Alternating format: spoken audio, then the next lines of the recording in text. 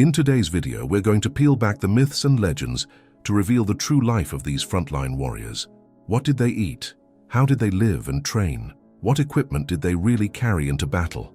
And most importantly, what was it like to stand there, feet planted in mud, with the enemy just meters away? Far from a Hollywood spectacle, medieval warfare was brutal, terrifying, and deadly. Many soldiers died not just from their enemies' weapons, but from exhaustion, disease, and even panic within their own ranks. Their courage and endurance in those desperate moments deserve to be understood and remembered. So, what was life really like for those men on the front lines? Let's find out. Most frontline soldiers belonged to the infantry, the foot soldiers who formed the backbone of any medieval army. Unlike the heavily armored knights on horseback, infantrymen were often commoners, artisans, tradesmen, or peasants. These men typically had fewer resources and less training, but their role was crucial. Medieval warfare depended on massed infantry to hold positions, protect cavalry, and press enemies in close combat. Recruitment was not always voluntary. Lords and kings issued commissions requiring local authorities to conscript men capable of bearing arms. This draft, often called a levy or muster, was crucial during times of war. Some men volunteered, motivated by loyalty, steady pay, or the desire for adventure. Others were forced, swept up by the pressing needs of their rulers. In many cases, these men were forced to leave their homes and families, embarking on campaigns that could last months or even years. The age of these soldiers varied. While popular culture sometimes imagines armies full of battle-hardened adult men, the historical record shows a broader range. Boys as young as 15 or 16 sometimes fought alongside fully grown men. Some were apprentices or young laborers recruited early. The harsh realities of the time meant that coming of age often happened quickly, especially in a military context. On the other hand, there were also older men, veterans who had survived previous battles and returned to fight again. Social class played a significant role in the experience of soldiers. Higher status men might afford better armor, weapons, and provisions, improving their chances of survival. In contrast, common infantrymen often wore minimal protection, sometimes just padded clothing and a helmet. Their weapons were simpler and less effective. The disparity in equipment and status meant that the battlefield was a harsh social leveler. While the medieval battlefield was brutal for all, the poorest soldiers faced greater risks with fewer resources. Interestingly, not all frontline soldiers were peasants or untrained militiamen. As medieval armies evolved, many European forces increasingly relied on professional or semi-professional soldiers, including mercenaries. These men had experience, discipline, and better access to equipment. Archers, crossbowmen, and pikemen became valued specialists in many armies, playing pivotal roles even in the thick of frontline fighting. Religious and cultural factors also contributed to the makeup of these soldiers.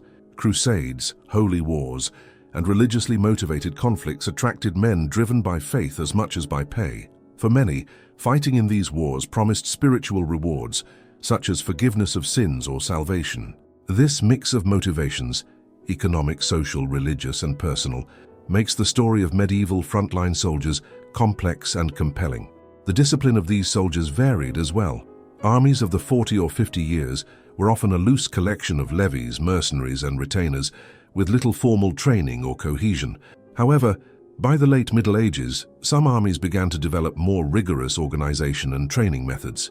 Orders like the Swiss pikemen or the English longbowmen practiced formations and tactics that contributed to their effectiveness.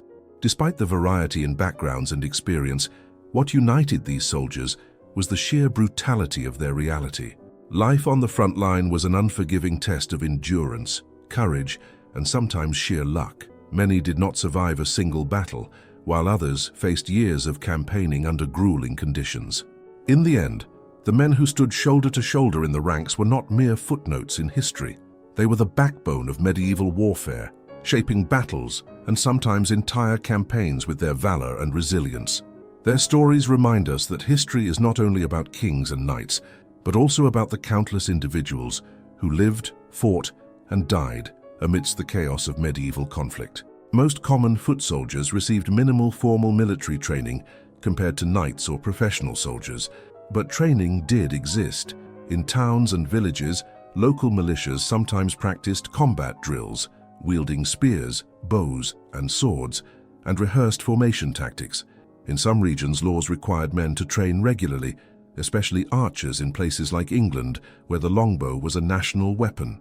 However, for many, this training amounted to basic skills learned informally or in preparation for inevitable conflict. Professional soldiers and mercenaries, on the other hand, underwent more rigorous drills. These men practiced formations, weapon techniques, and battlefield maneuvers designed to maximize group effectiveness. Swiss pikemen, for example, trained to create dense spear formations that could repel cavalry charges. English longbowmen spent years mastering their bows, building the strength and accuracy necessary to be lethal at range. When it came to equipment, wealth and status played a defining role. The average frontline soldier could rarely afford the full-plate armor so gloriously depicted in movies. Instead, their protection was often modest. A padded gambeson or a leather jerkin reinforced with metal strips or chainmail. Helmets might be simple iron caps or nasal helms, providing basic defense for the head. Weapons followed a similar pattern. Spears and polearms were common because they were relatively cheap to produce and effective in massed ranks. A spear could be around 6 to 8 feet long and was useful for thrusting at enemies, especially cavalry. Common soldiers might also carry axes, swords, or daggers if affordable, but often relied on what they could obtain or scavenge. Some soldiers used farming tools converted into weapons, such as flails or war scythes. Foot soldiers relied heavily on shields, simple wooden boards covered with leather or metal, rimmed to deflect blows and arrows. The shield was both a defensive and offensive tool, allowing soldiers to push forward in tight formations or protect themselves from missile fire. Arrows and crossbows added another dimension. English longbowmen, for instance, were famed for devastating volleys of arrows that could pierce armor at close range. Crossbows, though slower to load, required less physical strength and training, and sometimes offered higher penetrating power, becoming popular especially among mercenaries and city militias. One important but often overlooked reality is the sheer weight and physical demand of the equipment. Even a moderate set of armor weighed 15 to 25 kilograms, 33 to 55 pounds, which might not sound like much, but considering the need to march long distances under the sun and fight in close quarters, it was exhausting.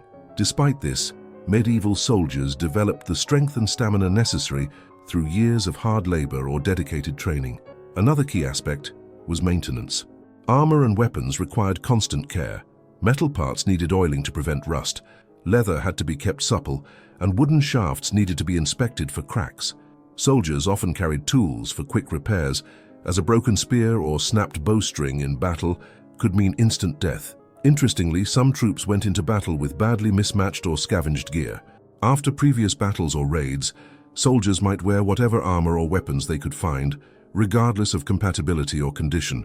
It was not uncommon to see a soldier wearing a helmet from one era, a shield from another, and wielding an improvised weapon. While knights and noble warriors might have enjoyed a retinue of squires and servants to maintain their gear, the common foot soldier was largely responsible for their own equipment. This disparity could influence survival rates. Better equipped soldiers had a higher chance of surviving wounds or being less exposed to enemy attacks. Finally, training and equipment were not only about defense or offense, they shaped morale and identity. The knowledge that one was properly armed and trained could bolster a soldier's confidence as he faced the terror of battle. Conversely, poorly equipped militias often suffered low morale, which could collapse quickly under pressure. In summary, the training and equipment of medieval frontline soldiers were pragmatic and heavily influenced by social class and resources. They had to balance functionality, cost, and availability, whether wielding a finely crafted longbow or a crudely made spear. Understanding this helps us appreciate their resilience and the challenges they faced simply to prepare for battle. When soldiers were not fighting, they lived in makeshift camps scattered across the countryside, usually near roads or water sources. These camps were crowded and unsanitary. Tents, if available, were simple, offering little protection against weather. The majority of foot soldiers slept on the ground, sometimes using their cloaks or spare cloth as makeshift bedding. Hygiene was virtually non-existent by modern standards. Most soldiers marched for days without proper washing facilities. Bathing was rare and clean clothes even rarer. The close quarters, combined with infrequent washing and crowded conditions, created the perfect breeding ground for lice and fleas. These parasites were a constant torment, spreading diseases like typhus that could decimate an army. Sanitation in the camps was primitive. Latrines, when provided, were little more than holes dug in the ground, often located dangerously close to drinking water supplies. Waste often contaminated the camp's water, creating outbreaks of dysentery and other waterborne diseases, frequently deadlier to the soldiers than combat wounds. Basic awareness of cleanliness was often ignored or impossible to maintain amidst the hardship. Food supplies varied widely depending on the campaign and the army's organization. Rations were rarely abundant or nutritionally balanced. Soldiers primarily ate bread, salted meat, and cheese, supplemented by whatever fruits, vegetables, or grains they could forage or purchase. Water was usually drunk from nearby streams or rivers, though often contaminated, leading many to prefer beer or weak wine, which were safer due to fermentation. Food scarcity could be a serious problem. During sieges or long campaigns, supply lines were stretched thin or cut off completely. Hunger and malnutrition weakened soldiers, making them more vulnerable to disease and less effective in combat. In extreme cases, starvation forced soldiers to resort to eating horses, dogs, or even rats. Such desperation was not uncommon and contributed heavily to the high death tolls recorded in medieval campaigns. The camp was also a place of constant preparation and repair. Soldiers worked fixing weapons, patching armor, and tending to their few possessions. Camp followers, non-combatants who traveled with the army, provided essential support. They cooked meals, tended to the wounded, and sometimes acted as traders or informants. However, the overall environment remained harsh, noisy, and crowded, with little privacy or comfort. Sleep was fragmented, light, and often inadequate. Soldiers were frequently roused by guards' calls, horses, or shifting weather. Cold nights, rain, and mud made rest difficult. The physical toll was immense. Long marches, heavy armor, and lack of proper sleep combined to wear down even the toughest men. Disease was the invisible enemy of medieval camps. Historians estimate that more soldiers died from illness than from combat injuries. Epidemics could sweep through camps with terrifying speed. Conditions like dysentery, typhoid, and pneumonia were common. Medical knowledge was rudimentary, and treatments were often ineffective or harmful. Wounded who survived battle still faced infection and poor hygiene, which frequently resulted in death or permanent disability. Additionally, mental and emotional strain added to the toll. The constant presence of death, the fear of battle, and the separation from home eroded morale. Some soldiers turned to drinking, gambling, or prayer to cope with the unbearable stress. Despite these brutal conditions, soldiers often displayed remarkable endurance and resilience. Armies could sustain campaigns for months, even years, enduring the hardship of camp life. The camaraderie built among soldiers, their shared suffering and purpose, provided a vital support network within this grim existence.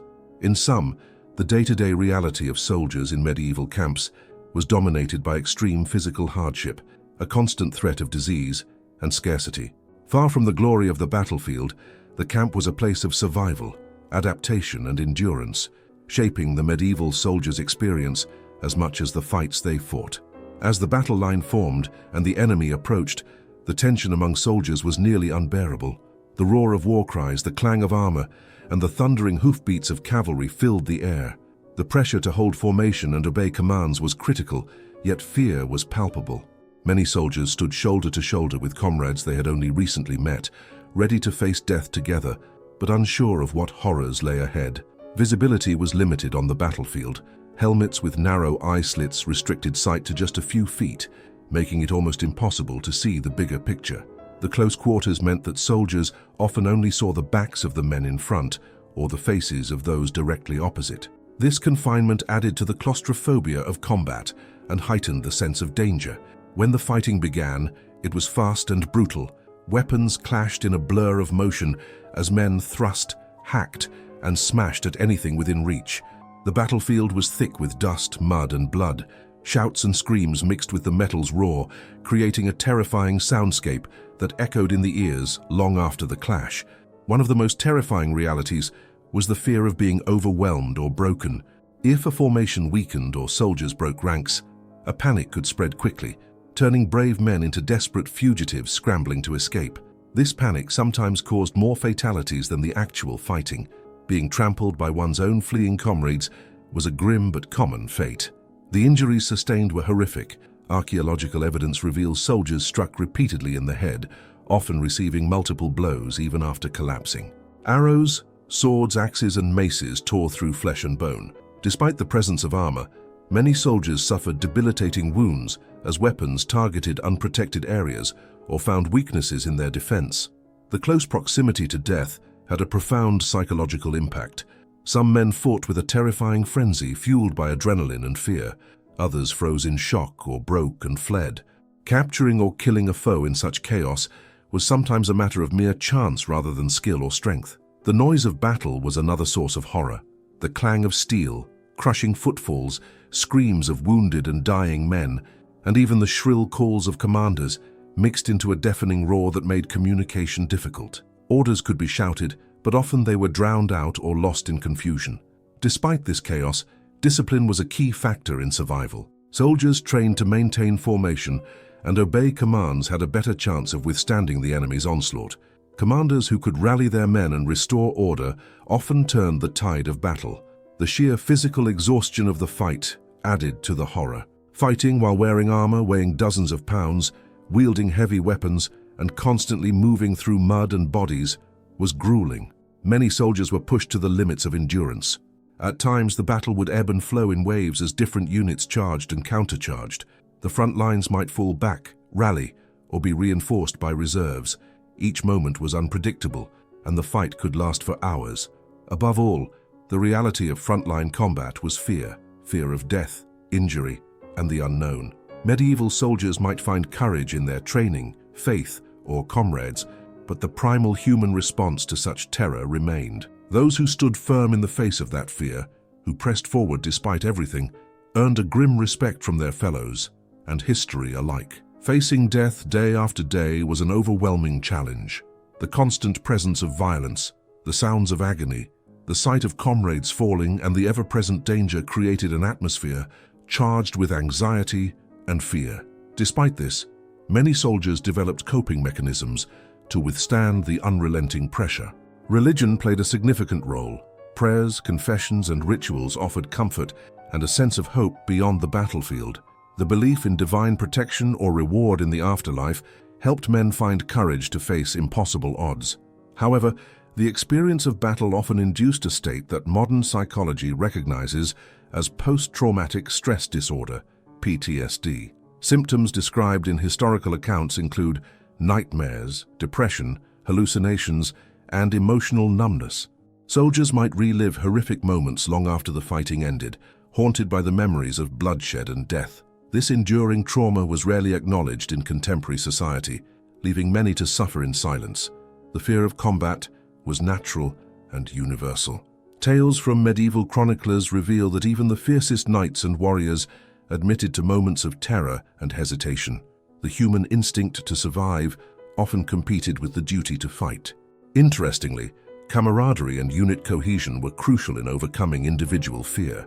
The social bonds formed among soldiers, forged through shared hardship and the fight for survival, provided emotional support and a reason to stand firm. Morale was a decisive element in battle performance. Armies with strong leadership, clear purpose, and mutual trust tended to withstand the psychological strain better than ragtag groups. Soldiers who felt abandoned or poorly led were more likely to break and flee. Conversely, a shared sense of honor, loyalty to commanders, and hope for glory or reward inspired many to persevere. The mental resilience of some soldiers was exceptional. They could suppress fear long enough to function effectively in the chaos of combat. The so-called battle trance or combat hysteria, documented by historians, describes a state of hyper-focus and adrenaline-fueled energy. In this state, soldiers might perform feats of incredible bravery and aggression, sometimes at great risk to themselves.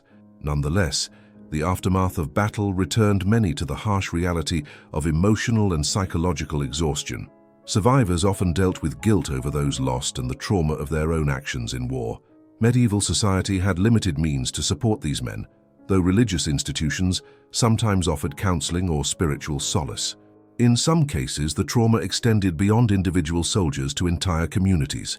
Widespread death and devastation disrupted families and villages, leaving lasting scars on medieval society as a whole. The legacies of war's psychological toll influenced art, literature, and chronicled memories for generations. Understanding the mental experiences of medieval soldiers humanizes them beyond mere historical figures. They were men grappling with fear, hope, despair, and camaraderie, emotions that transcend time and culture. Acknowledging this dimension adds depth to our appreciation of their endurance and the brutal realities of their lives. Survivors faced a chaotic and dangerous environment. The victorious soldiers quickly turned into scavengers, descending upon the fallen to loot weapons, armor, and anything of value. This plundering was not mere greed. For many, it was essential compensation. Medieval armies were rarely well paid or supplied, and looting became a supplementary income source for ordinary fighters. The spoils gathered after battle helped them survive the next campaign. The dead littered the battlefield in gruesome heaps. Proper burial was a rare luxury. Most bodies were left where they fell or tossed into mass graves, hastily dug by the living. The stench of rotting corpses mingled with the lingering smoke and blood, an overpowering reminder of death's toll. Disease often followed in the wake of these carcasses, threatening the living with infections and epidemics. For soldiers wounded but still alive, the situation could be worse than death. Medical knowledge was limited, and battlefield care was rudimentary at best. Many suffered agonizing hours seeking help. Without proper sanitation, wounds frequently became infected, turning minor injuries fatal. Some tried to escape, but crippling injuries or exhaustion left many behind, destined to perish where they lay. The spoils from the defeated were vital not only for survival, but also for morale. Soldiers looked to ransom high-value prisoners, such as noble captives, which could fetch a significant price and improve their economic standing. Unfortunately, ordinary infantrymen rarely shared this benefit. Captured common soldiers often faced execution or imprisonment under harsh conditions, denied the chance for ransom or release. Retreat and regrouping posed further dangers. Panic sometimes swept through the ranks, turning disciplined troops into a fleeing mob. Individuals who broke ranks risked being trampled by their own comrades in the chaos. Additionally, retreating soldiers were vulnerable to pursuit and slaughter by the enemy, further increasing casualties. Despite these hardships, resilience was a hallmark of medieval soldiers. They endured the horrors of battle, the squalor of camp life, and the grim tasks of survival afterward.